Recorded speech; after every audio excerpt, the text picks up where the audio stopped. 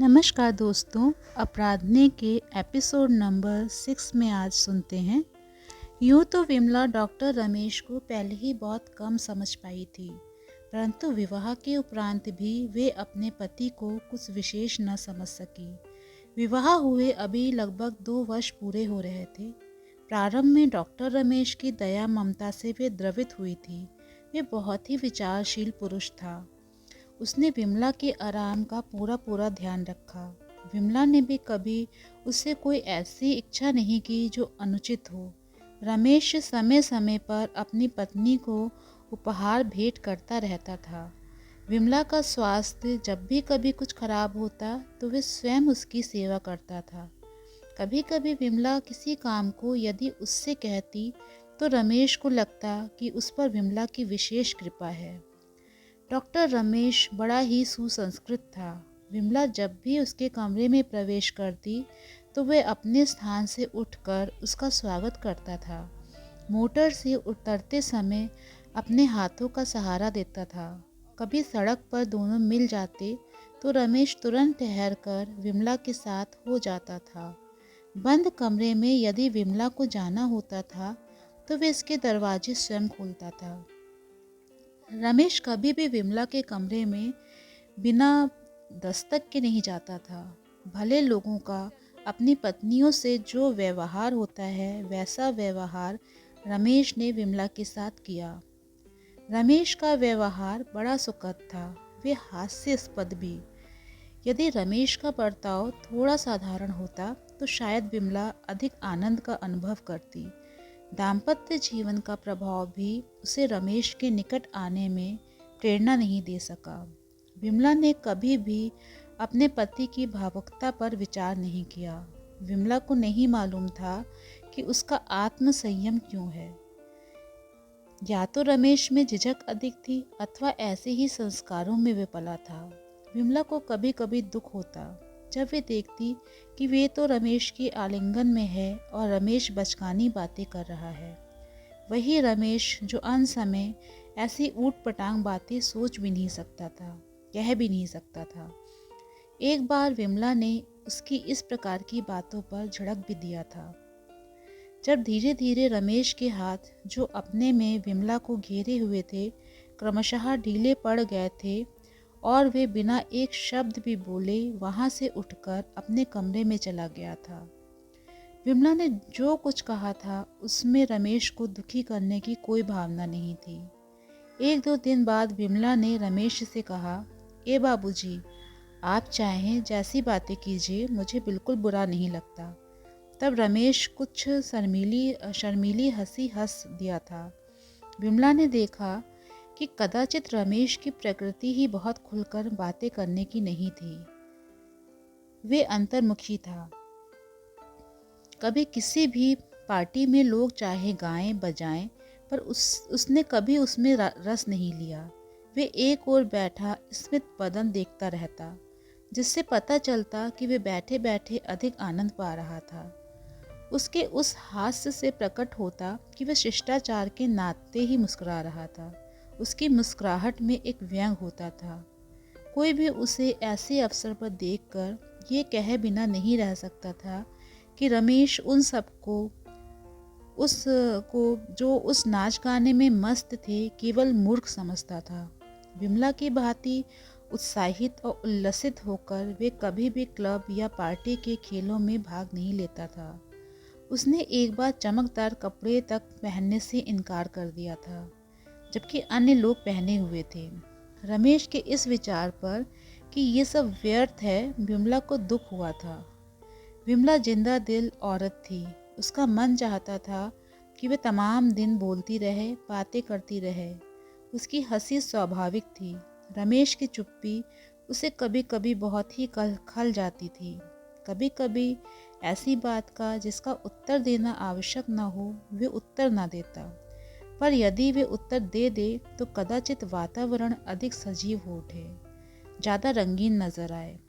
उस दिन पानी बरस रहा था। विमला ने कहा, कैसा मूसलाधार पानी बरस रहा है। विमला ने रमेश से उत्तर की आशा की। वे सोच रही थी कि वे कहेगा, हाँ देखो तो, पर रमेश चुप रहा। ऐसे अवसर पर विमला चाहती थी कि वे रमेश को झंझोर डाले और कहे कि वे भी कैसा विचित्र व्यक्ति है। मैंने कहा, देखो कैसा मूसलाधार पानी बरस रहा है। विमला फिर रमेश से बोली, हाँ मैंने पहली ही बार सुन लिया था, वे मीठे स्वर में बोला। विमला ने सोचा कि कहीं मुझे उत्तर बुरा न लगे, इसलिए इतने मीठे स्वर में ये बात कही गई है। वैसे वे इसीलिए नहीं बोला था कि वे उस संबंध में नहीं बोलना चाहता था। विमला मुस्कुरा दी।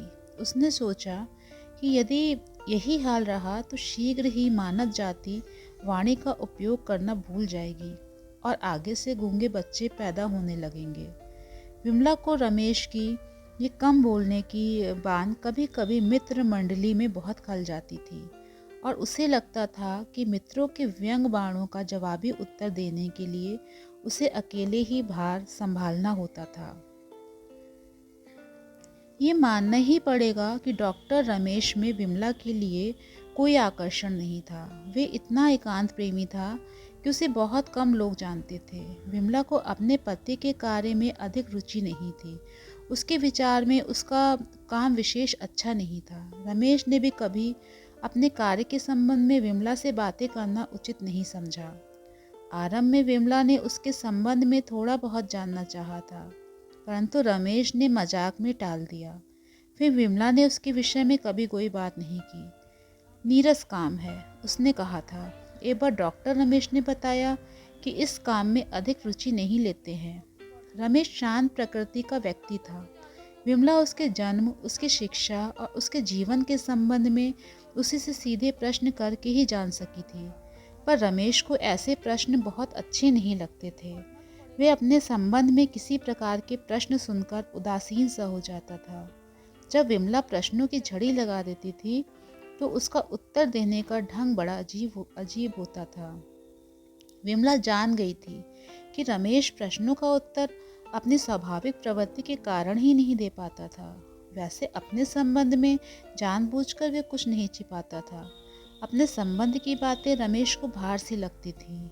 उन्हें बताते समय उसमें झिझक आ जाती थी। उसे लगता था कि वे उलझन में पड़ गया। रमेश स्वभावतः ही खुलकर बातें करने का आदी नहीं था। उससे पढ़ने का व्यसन था और विमला को उसकी किताबें कितनी अच्छी नहीं लगती यदि वे वैज्ञानिक पुस्तकें न पढ़ता तो ऐतिहासिक पुस्तकें पढ़ने में लगता था। रमेश कभी खाली नहीं बैठता था। विमला के विचार में रमेश आराम चाहता ही नहीं था। उसे खेलों का शौक था। वे टेनिस या ब्रिज खेलता था। विमला सोचती थी कि ऐसा नीरस व्यक्ति आखिर उससे प्रेम कैसे कर सका। इस अपने ही में खोए हुए शांत और नीरस व्यक्ति के साथ उसका निर्वाह कैसे हो सकेगा। यह विचार विमला को परेशान कर डालता था। फिर भी उसे विश्वास था कि रमेश उसे बहुत चाहता था। रमेश विमला के लिए पागल था। वे विमला को प्रसन्न रखने के लिए दुनिया का कोई भी काम कर सकता था। विमला के लिए वह मानो मोम का खिलौना था। विमला सोचती थी कि जितने लोगों को विमला चाहती थी, जानती थी या जिनकी प्रशंसा करती थी, उनके प्रति रमेश क्यों उदासीन था। क्या वे रमेश के अंतर में छिपी हुई कोई बड़ी कमजोरी नहीं थी? जैसे और लोग रमेश के विषय में सोचते थे कि वे चालाक और होशियार आदमी है, विमला भी उसी प्रकार सोचती, पर इसका प्रमाण उसे यदा कदा ही मिल पाता। जब रमेश अपने विशेष मित्रों के साथ और उसकी मौज होती, जैसे वैसे विमला ने उसे कभी भी बहुत अधिक प्रसन्न नहीं पाया था। रमेश के व्यवहार से विमला उलझन में नहीं पड़ती थी। उसे भार नहीं प्रतीत होता था, पर उदासीन वे अवश्य हो जाया करती थी। विमला अब इतने दिन के संपर्क के पश्चात डॉक्टर रमेश को कुछ न कुछ पहचानने लगी थी। उसके मौन को देखकर अब वे चिंतित नहीं होती थी। पहले जैसे वे उसे उदास देखकर उदास हो जाती थी, वैसा अब नहीं था। वे अपनी प्रसन्नता को अब रमेश की गंभीरता पर न्यौछावर नहीं करती थी। उसने सोच लिया था कि वे जैसा चाहते हैं वैसा रहें और वे जैसा चाहती है वैसी रहेगी। तो दोस्तों, इस प्रकार अपराधनी का एपिसोड नंबर 6 समाप्त होता है। मैं आपके समक्ष जल्द ही एपिसोड नंबर 7 लेकर के आऊँगी। नमस्कार।